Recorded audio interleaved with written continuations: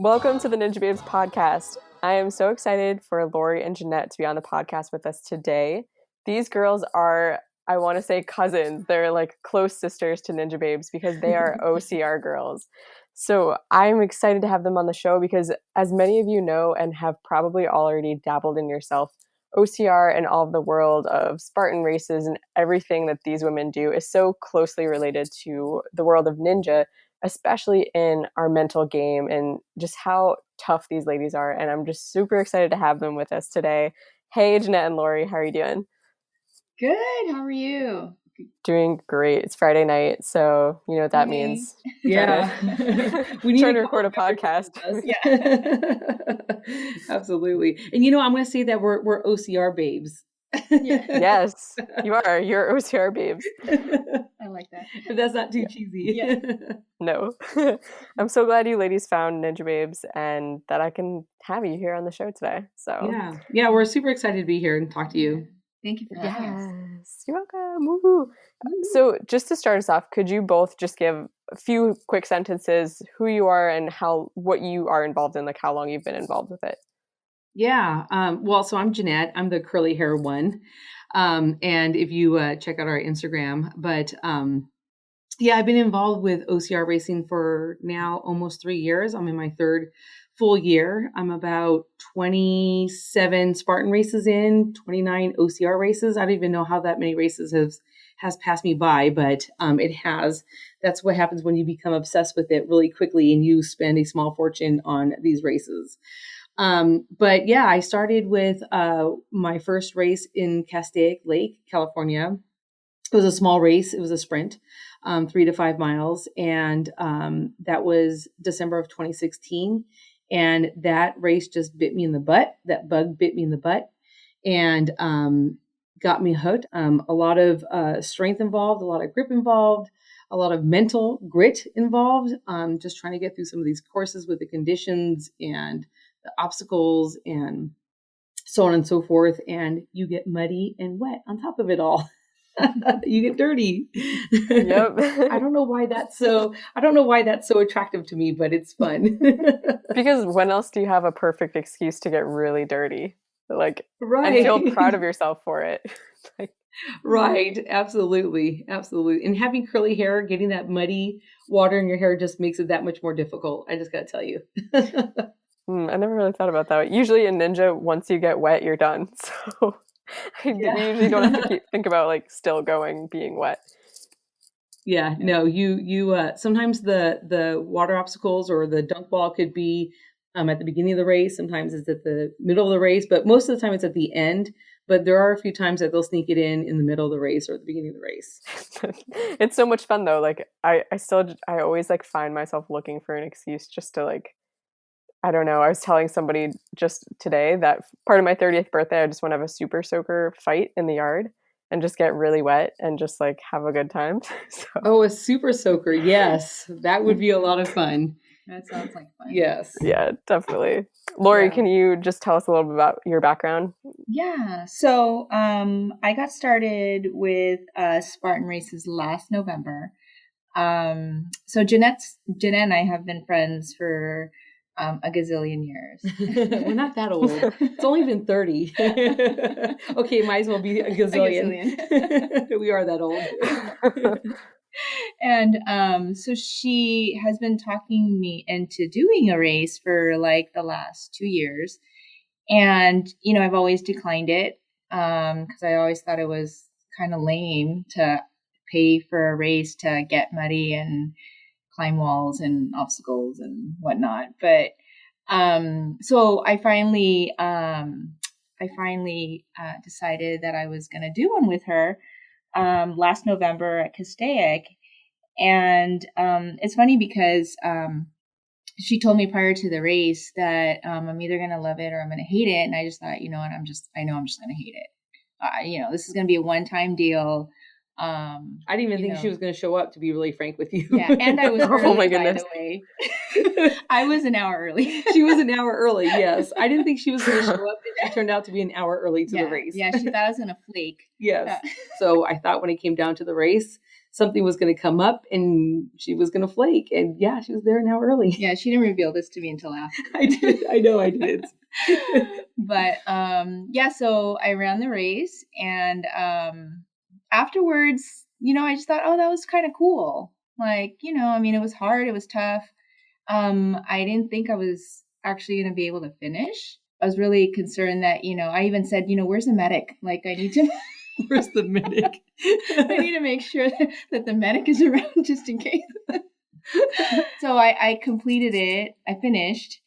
And I would have to say, after a day, I don't know, it hit me like, wow, I really like how I feel. Like I felt like I accomplished something. Like I went up and down a hill carrying a sandbag that weighed, what was it? 40 pounds? 40 pounds. 40 yeah. pounds. Mm-hmm. Almost wanted to faint, actually. She gave me a bar. But, and then the rope, the monkey bars and stuff that I haven't done before. And it just hit me. And I just thought, wow, I actually really like this. I would have to say, I think you might have felt that night because we went out to eat afterwards and you were like on this like post race high. And I'm like, oh yeah, I think you might be hooked because she was really loving it. She was loving that. Yeah, I was really happy that night. Yeah, you were. It was really cool. Yeah, we had dinner that night. We were muddy. We were all muddy. We all went to dinner. Yeah. So what I did was at the end of last year is I had put a group together of people, of just friends and whatnot. That was probably 11 people, and the ages range from like 15 years old to like 65 years old. And I ran that race just completely for fun. We're not doing it for time. We're not doing it for the obstacles. We're not doing it for, to prove anything, but just to go out there and have fun. And so that was part of Lori's first race. And yeah, I mean, we just all had a really good time. And I think, the community and the bond and the camaraderie, really just brought us all together. And I think she really had a true chance to see like, oh, women don't have to be out here competing with each other. Yeah. They can be lifting each other up. And then I think at the same time, she saw that, wow, there was a woman who was in her 60s doing some of these obstacles better than us in our 40s, right? Or us, or some people in their 20s. She was flipping over tires. Yeah, she was. Yeah, like it's amazing to see where you can be at in your fitness journey, and age doesn't necessarily matter, right? So, yeah. So I think after that, she was like, I want to do more of these races, and I was like, if you want to do more races, we can do more races. And then, yeah. I don't know if you want to go on. I interrupted her. No, that's fine. So that's just really where I guess I'm going to call it an obsession. And it's really the after I complete the race, going through it is really tough for me. It's brutal because I don't have the strength or the endurance or any of that that Jeannette has, or, a lot of these athletes do. And so for me, I'm an athlete. Yes, you're an athlete. I love that. Thank you for calling me an athlete. I'm only going to call you an athlete once. I got a compliment. I'm an athlete. We've been friends for so long. We like to just nicely trash talk each other. Yeah.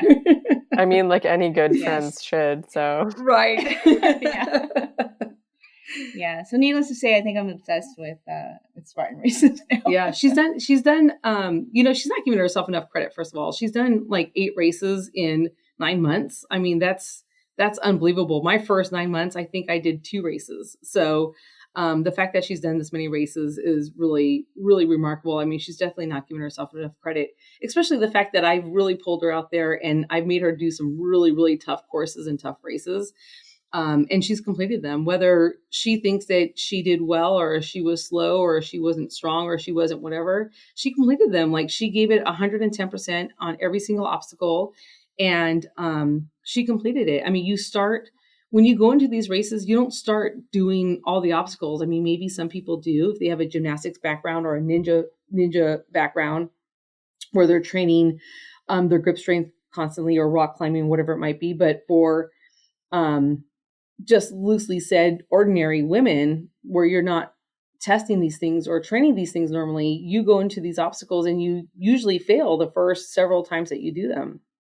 But the training for that and the constant, sort of fight or grit to be able to accomplish these these obstacles is what really drives a lot of us, right? So for her, she's comes down on herself sometimes because she thinks that she should be faster or she should be stronger or she should be, whatever that fill in the blank is, because she might be looking at me, but I'm 29 races in, and I've been training very specifically for certain obstacles to be able to get through them. And so I just share a lot of that training with her and just tell her that she just needs to be patient and it will come. And even the difference between a brutal race that we did in May, which was in Big Bear. If you're familiar, for those of you who are familiar with the California area, we have some local small ski slopes which is called Big Bear. And they're filled with black diamonds, but they're not massive ski slopes, but it's still a brutal course when you're like literally surfacing the side of the mountain, climbing up it with a bucket filled with 75 pounds of rocks or a sandbag or whatever it might be. And, she did that course and she completed it, and she may have wanted to quit, and she could tell you that story in a little bit. But, she went from doing that race, which was essentially like her third or fourth race. And then she did Hawaii, and she doesn't think that the difference between those two races made much of a difference, but she killed Hawaii. Like, she did such a great job in Hawaii, and she ran that race by herself. Well, we ran it separately. Yeah. I mean, one thing that I really love about your community that I can relate to Ninja is just how supportive the women are. And I love hearing just your friendship and the way that you two really help each other and spur each other on and help each other get stronger. I think it's incredible. How do you feel in general just about the way that women now are trying to turn their backs from the old cattiness, or just like this is my group, that's yours, like stay in your corner? Like, how do you feel now that women are really turning against that and really trying to be strong together? How else do you see that in your world? Well, for me, that's actually what drew me into the Spartan community is seeing women and men, especially women out there just supporting one another. I just thought that was so awesome. I mean, you don't see a whole lot of kindness sometimes, among people. And when I was out there on the race course, and if you just stop, almost every single person would walk by you and ask, are you okay? Do you need any water? Do you need any electrolytes? Or, you okay? And that struck me like, wow, I mean, this is awesome. I mean, people are just so kind and supportive. And in the race that we did, you're able to assist one another. We didn't do the more competitive one. So just everyone there just wanted to be there. We're very supportive, and it just touched my heart. I know that sounds kind of cheesy, but I think that's what drew me into this too, is that support, especially as a woman, because, when you're out there, there's so much, competition and cattiness and who's better than who. And, I didn't experience that among the Spartan community. So I just think it's great. It's awesome. And that's just one thing that drew me in to continue, to do this, especially not having the ability to complete races in a short amount of time, or, it takes me forever to complete a race, by the way. Yeah.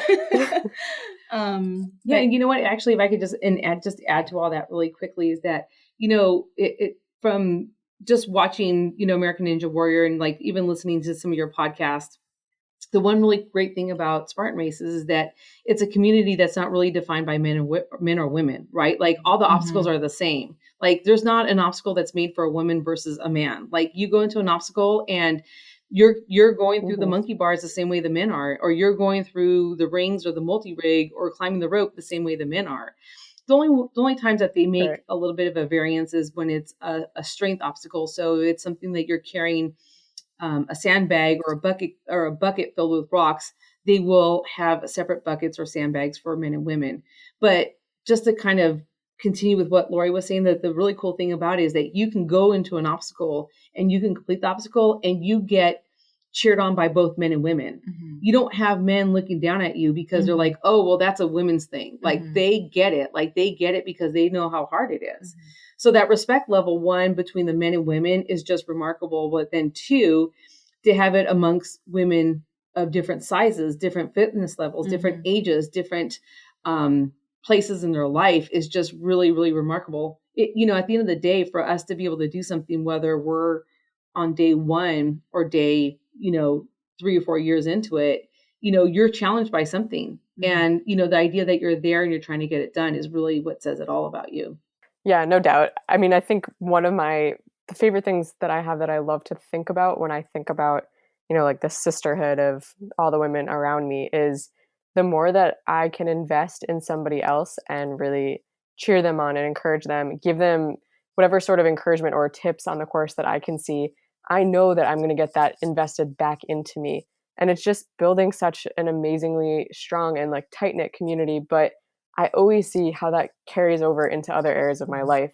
It's not like I, look at Ninja and think like, oh, I want to help my girls. And then I leave Ninja and I'm like, I hate everyone. Like, no, it's, right. I really, I see it how it's transformed other areas of my life where maybe I wouldn't go out of my way to talk to a stranger and just be like, hey, you look awesome in this outfit. I just wanted to say like, this is totally your day. Like I find myself approaching strangers even more just because I want to bring that same spirit of camaraderie everywhere that I go.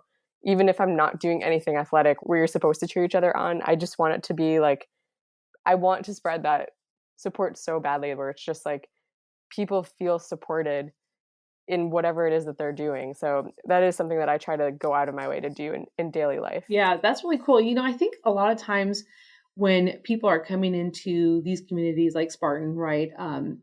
They're usually women who are who've been exposed to it for a while, and they understand that sort of lifestyle and that camaraderie, right? And they're just sort of naturally like that. Because if you're not naturally like that, you're not somebody who's willing to open yourself up to be like that, you're not going to survive in the community, because the community doesn't want other women that's not going to lift each other up. Even the men, like the men don't necessarily want to have women around or men around that's not going to lift each other up. That doesn't mean that there's not a competitive nature to the sport. I mean, there absolutely is. But the elite level of our sport is, a very small percentage to the amount of people who actually do OCR, right? Like it's probably the same in the ninja world where, the elite level of the ninjas like yourself, if I could say that, is on television competing and you're landing in the top 5. But if you look at the overall ninja community, maybe domestically or globally, like you guys are a small percentage, right? So, and even amongst yourselves, you're there cheering each other on versus putting each other down, hoping, each other fails. Yeah, I do think the one unique thing about our community is that, anybody and everyone and anyone who loves Ninja can still apply for the show. And so our casting process really does look a lot at our stories as much as it does our skills and our potential for the course. So there's definitely people who've come out and been on the show who everyone was cheering on and so excited for, and they didn't make it past the first obstacle, but it was the hugest victory, and the whole community was just like on fire for that person because of what it took to get them to the course. And so, but you're right. I agree. There's so much more of this sense of like, we sometimes people joke about it and we say like, this is the ninja way. Like this is what ninjas do. We help each other. We help provide for each other, whether it's, let me build this obstacle for your gym. Let you stay over when you're here in LA. You can stay at my house. Like, I just feel like we're constantly helping each other out. It is something that we've tried to protect the community and really protect like the authenticity of that nature of just like friendship and camaraderie. But it is also very competitive. Like you said, like people want to go far. People want to win, but we also just together as a whole collaborative team want to see us beat the course. Right. So it's not always just about who's going to do the best today. It's about which of us is going to conquer the course, and like we're all trying to together defeat the course. And if one of us makes it, it still feels like a win for everybody. Right. Yeah, right. It's funny that you say that, because a lot of that lies within the Spartan community as well, because there's just some obstacles that are placed strategically, usually at the end of the race when you're fatigued and your grip is out and your arms are tired and your core is weak, and they'll place these obstacles at the very end. And you have people cheering each other on, whether they're on the side doing burpees or they're actually finishing the obstacle out. So yeah, it is really cool to be able to see each other, cheer each other on, especially to beat an obstacle or to complete an obstacle, or it might be someone's first time doing that obstacle, which is the most fun to watch, right? Yeah, definitely. A huge thank you to all of the companies that support Ninja Babes. Sleepovation is the sponsor of the Ninja Babes podcast and an all-around friend to ninjas. Their mattresses are changing ninjas' lives with their innovative 700 tiny mattresses in one technology. The individual squares of the mattresses allow for airflow, for cool sleep, and truly follow the curve of your body to give an ergonomic support to your body while you sleep. I love it because sleeping with a torn labrum has been easy. So many friends have asked me if it's been hard to sleep because I can't sleep on my shoulder or roll to my side, but ever since getting the Sleepovation mattress, I've always slept on my back because it's just so comfortable. And when I travel, I miss my bed back home so much. I would recommend this bed to anyone, but especially if you have back or joint pain, or if you just want to feel like you're sleeping on a heavenly cloud, you should totally try it out. You can try out the Sleepovation mattress 100 days risk-free and use our code NINJABABES, all caps, NINJABABES, for $450 off your order. There's tons of great Sleepovation videos on the Ninja Babes YouTube channel if you want to find out more and really see what the mattress looks like. And you'll also find other great teachings there about how to rework your brain to think positively, build your self-confidence, and really get your head in the game for ninja competitions and just for life in general. There's tons of great content in the YouTube channel, so check it out. Also up on the channel are videos about Propello Life products. I love and use these products in my training every day. Propello Life is a holistic, all-natural fitness supplement company. They make whey proteins made from organic and grass-fed milk. They also make non-GMO and organic vegan proteins. They also have a great all-natural pre-workout if you really want to kick, or they even have an energy and focus blend that I really like because it's not quite as intense as the pre-workout, but it still gives you a nice all-around wake-up of focused energy before your workout or just your regular workday. I also benefit from the amino acids blend, and it comes in so many awesome flavors. The pineapple mint tea is one of my favorites. So try them out and see the difference that they make in your life and in your training. Plus, if you purchase using code NINJABABES, all caps, you'll get 10% off your order and you'll be supporting the Ninja Babes podcast and future events. So check out their website and let me know which products are your favorite. And of course, if you want to book a Ninja Babes workshop event or if you have comments or questions, please email me at theninjababes@gmail.com. Now that you've been doing all these races, how do you feel like it has affected the core of who you are, like in your identity? When you step onto the course, do you feel like, you're racing to represent something, or like how do you take ownership over what you do? Well, for me, when I start out the race, I always hope I can finish the race. For me, anyway. I'm working on getting that doubt out of her head, and I'm working on getting her to realize how bad of a bad ASS she is.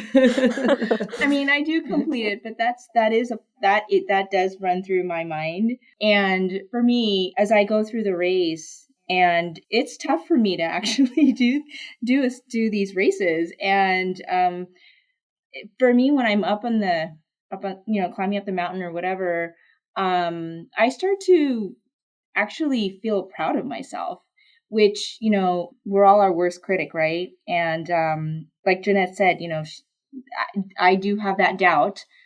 So honestly, I mean, I do start off the race, having doubt. However, I do have the determination to want to finish. That does lie within me. And as I do the race, it transpires to doubt to, wow, I'm actually doing this and I can conquer this. And I start to think of all of the difficult challenges, that have occurred to me in my life, such as, having gone through a divorce and being a single mom. And, I start to cry. Like, I just start to break down and cry. And I just think, wow, I've gone through a lot. And for me to be up on this mountain, and to be able to do this, at my age, she's almost 50. Yeah. It's our little running joke. It's really hard. It's really tough. And for me, it has empowered me to want to be a better person. I just really start to see myself in a different light, and that helps me to be a better mom, to be a better person, just in general, and to be a better friend. I don't know if that makes any sense. Yeah, but, no, I think that's really beautiful. Thank you. I do, and I just wanted to even touch on, like, I loved what you were saying about feeling proud about yourself as you're going through the obstacles, and even just, or the whole race in general, but even like having that sense of gratefulness, and maybe it's bringing you to tears, and really just thinking about every step of your journey. I think that's amazing. And it just reminds me of one of my friends, Angela Gargano. She also made it onto city finals in Baltimore this year. We competed alongside one another, and she cried on the course as well. But it was because of what led her to actually be able to get back to the course this season. She had blown out her ACL last season on the show, and so just her journey is incredible. And I feel like I've learned so much from her. And one of the things is, just like you were saying, like really being so in the moment and like grateful for what's happening, and just like realizing every emotion of what you're feeling, because it can be your strength. It doesn't have to be a distraction, or something that makes you less than. If you're like moved to tears, like, no, it's you're experiencing that emotion on such a high level. And another thing that I was just thinking about while you're talking is, sometimes we do step onto the course and we feel a sense of doubt, or just worry, or just anxiety about what's about to happen. But a very wise friend told me in, I think it was episode number 5 or 6 of the podcast, but Jessie Graff one time was talking about just feeling, I don't know if she put it this way in the words of like a sense of doubt, but she said, I don't always feel completely confident going into obstacles, but that causes her to really think strategically, to not just be like, oh, I can do this and move forward, but really think about every hand placement, every move, what it takes to, in her breathing, to sustain her through enduring that obstacle. And so sometimes like those moments of doubt, I feel like it's what we do with it. Like, do we let that doubt overcome us to fear and anxiety and like a debilitating negative emotion? Or do we recognize the doubt and say like, okay, like if I'm going to be more prepared for this, what do I need to do? And let it just make us wiser rather than crippling us. So thank you for sharing all that. I love that you shared that. That's funny that you say that, because it helps you think through things better, right? Like, when you come upon things, even in life, like it's almost a life lesson, right? And you think about being up on the course and you have all this doubt, or you might have all this worry, and then you're off the course and something's happening in your life, and you're like, oh, you almost apply the same sort of rules that you do up on the course into life, and you're like, oh, that's a weird, it's funny how those two are compounded together. So definitely, it happens to me. Yeah. Yeah. By the way, Angela, I love Angela. I do follow her on Instagram, and I love following her stories and stuff like that. She's one of my favorite Ninja Warriors. Yeah, her and Jessie Graff for sure. Yeah. But yeah, I know her story, and I saw that she had injured herself and then came back, and she did great coming back for this last season. Yeah. She's a good one. She's one of my closest friends. So it's just, I love her story. And I have so many pictures and things around my room of moments on the course, or like just moments in training and whatever, that like mean a lot to me. And I have a picture of her and I that I see it, and I just think about the accomplishment of just like living to your fullest potential. Right. Like I look at her story and I think about, my story starting Ninjababes and everything that I'm doing. And I feel like we're always comparing notes of like, you went through this is how it made you feel. Like, this is what I'm going through. This is what I've learned from it. And we're always just really like going back and forth with each other's strengths and like, what are we struggling with? And similar to you guys, it's just like having that friend who's really willing to be vulnerable with you and like help you work on you, like in a good, constructive way. Like, I think that's priceless. Yeah. We go back and forth and we bicker a lot, but it's always in good fun. It's always in good spirit, even when we get really crazy with each other.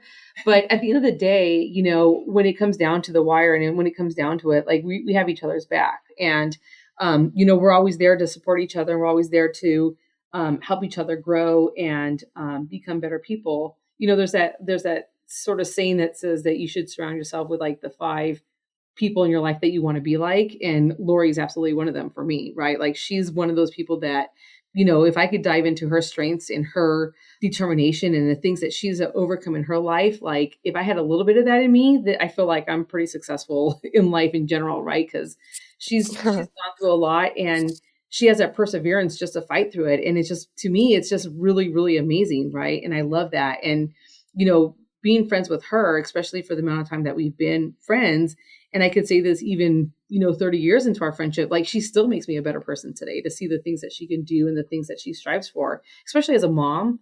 And, her career and what she's done with her education and then now with Spartan, now that I've sucked her into the Spartan world, is really quite amazing to me. I've never heard you speak so highly of me ever in my life. Whatever. Maybe you weren't listening. I'm so glad I can be there for this moment. Right. Absolutely. No, I was just going to ask you, Jeannette, can you identify any specific way that you feel like Spartan has changed you or really impacted like the core of who you are? Yeah. Oh my gosh, where do I even start with that after, it's just such a life learning experience doing these things, right? I mean, first of all, I didn't necessarily grow up with the mentality that women should or could do these type of things, right? So to be, 44 years old, and to be able to do some of the things I've been able to do, it's just been, sometimes it feels like a little bit like of a dream, right? Because I didn't grow up like that. I mean, I was an extreme tomboy growing up, and I was very athletic growing up. And, I loved playing in the mud, even as a kid, with my brothers and his friends and whatnot. But still, I was taught that, women have a place, and that place is not necessarily to be a tomboy or to be athletic or to be strong physically, right? So coming into these OCR races and training for them, and the things that the time and the effort that we put into training for them, really make it equates to a life lesson, right? It equates to a life experience. The lessons that the OCR world has taught me is just how to apply those strengths that I've learned in on a race, whether it's an easier race or a harder race, and how to apply that to my everyday life. I like to say that when I go onto the race course, that one of the biggest reasons why I love it is because while I'm out there, I'm actually not a mom. I'm not a daughter. I'm not an employee. I'm not a commuter on my way to work sitting in traffic. I'm just Jeannette. I'm out there to prove only one thing to one person, and that's to myself. I don't have to prove what I can or cannot do to anybody else. I don't have to show anybody what I can or cannot do. It's just me against me on that course. And I love that, right? I love having that time and that moment to myself to be able to reflect on my own life and what I want to do next with my life, or what I want to do next on that race course. Like Lori was saying, you're out there and all your emotions could come out while you're out on the course, because you're thinking about life and you're thinking about things that have happened to you. And you can walk up to an obstacle and you're like, can I do this obstacle? Am I strong enough to do this obstacle? And all this doubt starts to fill your head. And as you were just saying earlier, Kara, about what you do with those thoughts at that moment really make a difference on whether you complete that obstacle or not. Because you can walk up to an obstacle and do it 3 or 4 times in 3 or 4 prior races, and then you're on that 5th race and you don't complete it because you're inside your head and you're doubting yourself so much that doubt takes over. So for me, I've been able to do things out on the race course that I didn't even think were possible as Jeannette, the woman, nonetheless, Jeannette, the woman at 44 years old. So it's just really empowering to be able to experience that. Yes. Thank you. That's amazing. And I do love the whole, yes, we all have ages, but your age doesn't have to just define what you can or can't do. So I always love just hearing women who are older than me doing the same things, because it gives me a lot of hope, because I just feel like, okay, I'm turning 30. That doesn't have to be scary. Right. Right. It's your dirty 30s. Yep. Yeah, it's really funny because, I look at, people younger than me and older than me, and I think about, where they are going or where they've come from in their lives. And it's really cool to be able to see how, women of the next generation are really empowering each other in a way that we didn't empower each other growing up. Even 12 years ago, 14 years ago, when we were, I guess it was more than 14 years ago, 15 years ago, when we were turning 30, there wasn't a lot of talk even in that short amount of time ago about women empowering each other. Like, that wasn't something that was very common. We'd go to the gym and it was about who was prettier, who was skinnier, who was taller, who was, whatever, better than you, and now today we're just coming upon this time that is about not who's prettier or who's stronger or who's better, but just lifting each other up and encouraging each other just to be better for themselves, which is really cool. And then I look at women who are older than us, right, that are in their 60s, and they come from a generation that is even different than our generation and how much they've evolved. And I really think it's all really cool. Yeah, that's so true. I always think of Jesse Graff's mom, Ginny. Yes, I love following her as well. Absolutely. Yeah, and Alyssa Beard's mom as well. But like, there's a handful of women in their 60s that are doing ninja, and it just blows my mind. Well, we're coming up on the end of our time, but I just wanted to check, is there anything like burning on your heart that you wanted to share before we end out? No, you know what, Lori and sometimes I feel like I talk too much. So I look at Lori and I'm like, do you have it? I let her answer first, but I could talk your ear off for like 2 hours. Do you have anything you want to say or? No, you can actually, I'll allow you to talk. You'll allow me to talk. Oh, thanks.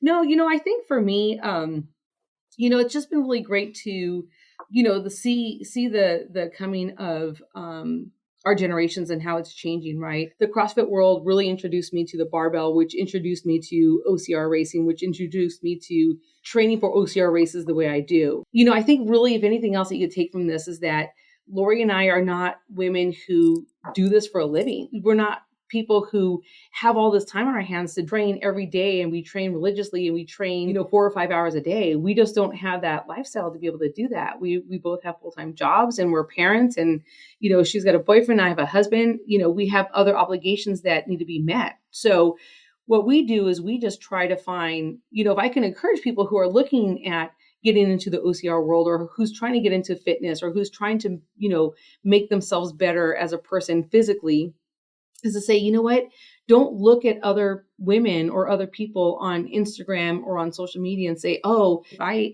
didn't have to work full time, or if I didn't have any children, or if I didn't blank, then I would be able to do this.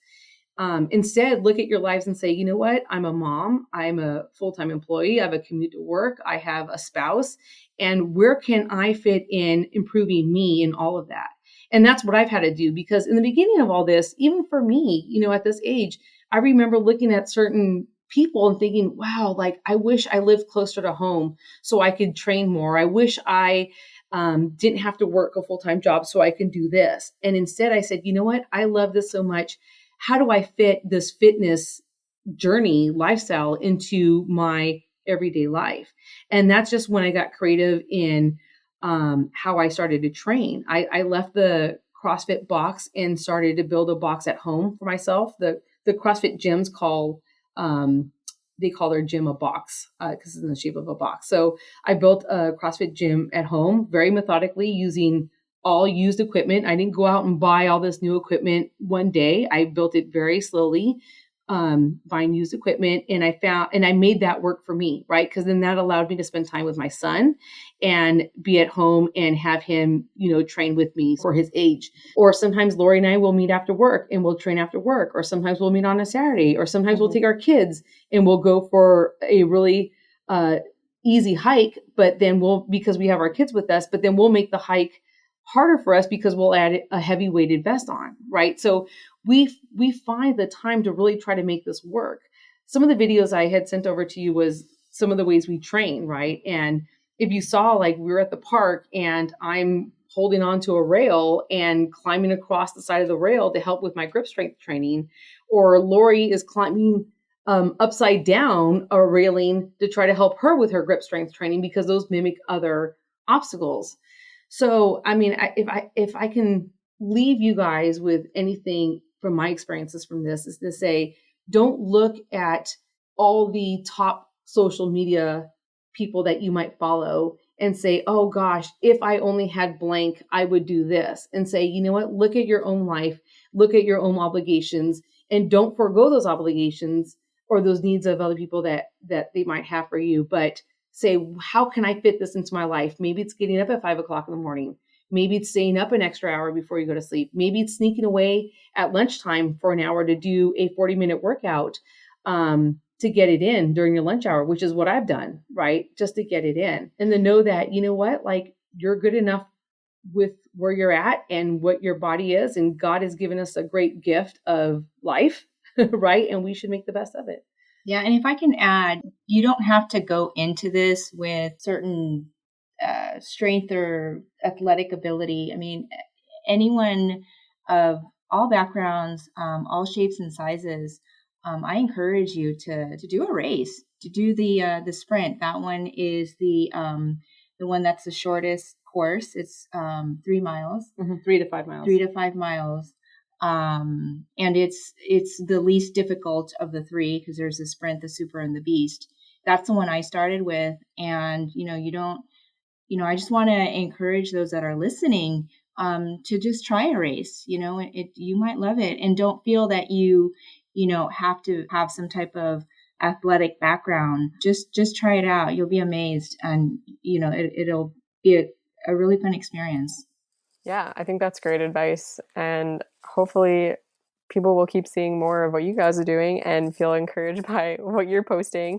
Can you share with everyone where they can find you on social media? Yeah, absolutely. So we're actually just on Instagram. We have a shared account together called Eat, Lift, Race, because one of the things that we enjoy a lot is eating, very much so. So we started it with Eat, and then Lift because we love lifting, whether it's barbells or sandbags or buckets filled with rocks. We love lifting, and then we love racing. Anything OCR, anything. Maybe it's just it's a half marathon or a triathlon, like I have coming up in exactly 7 days, which I'm a little nervous about. Because I have to swim in the ocean for 800 meters, and swimming is not one of my strong suits. But we love everything racing. So yeah, Eat, Lift, Race on Instagram. Yes. Well, definitely we'll be sure to find more about you there. And also, did you want to share about the donation link? Yeah, absolutely. So I am doing this triathlon Sunday, September. I got to get the date here really quickly. September 15th. It's here in Malibu. It's my second triathlon, and it's called the Malibu Triathlon. And the whole focus around training for that is to bring awareness for Children's Hospital Los Angeles. They are a pediatric cancer research hospital and provides a lot of great support and do a lot of work in trying to find a cure for pediatric cancer. I've visited the facility a few times, and the doctors and the research that's going on there is absolutely remarkable. Lori and I both have kids, and through the graciousness of God and, neither one of our kids have been sick where they need to be hospitalized, but a lot of times that happens, and, kids get sick, and this hospital is a really great advocate and avenue in helping pediatric cancer research for kids. The link for that, if you'd like to donate. My little spew about this is everyone loves a latte or everyone loves a tea, and they're about $5. And so I'm asking you not to forego that one latte or to forego that one tea and donate that $5 to Children's Hospital. The link is in our bio. I'm going to keep it up for the next month or so after the race, because you're able to donate at any time. And the money really goes to a good cause. So instead of going for that latte or that tea, or buying your friend a latte or tea, please consider donating it. All the funds go directly to Children's Hospital Los Angeles. We don't see a dime of it. Yeah, what a great cause. Thank you so much for sharing with that as well. And I love all the ways that you girls are just pressing on for the ways that we can help each other and ways that we can support our community. Yeah. I mean, thank you. And you know what? Thank you to you too. I mean, I love the idea that, not to say that to use our ages again, but that you're 29 years old and you're coming upon your 30th birthday, or have you had your 30th birthday? I will, September 17th. Oh, September 17th. Okay. Yeah. So, but that you are part of this generation that is really building upon women. I mean, we're going to come to a point in this world where, there's not going to be any cattiness amongst women, and there's not going to be any competition amongst women. And I really think that, the more that we can hand on the baton to women like ourselves, creating these great communities and these workshops that you host, these Ninja Babe workshops that you host, and really building each other up is really great. So I really commend you for that as well. Thank you. Thank you so much. Yeah. Well, thank you for being on the show. I just appreciate your time so much. Thank you. Yeah, no, thank you. I mean, this is really, really great. We've really enjoyed the time on here. We really appreciate you taking the time, especially on a Friday night, to sit and talk with us. Thank you for having us.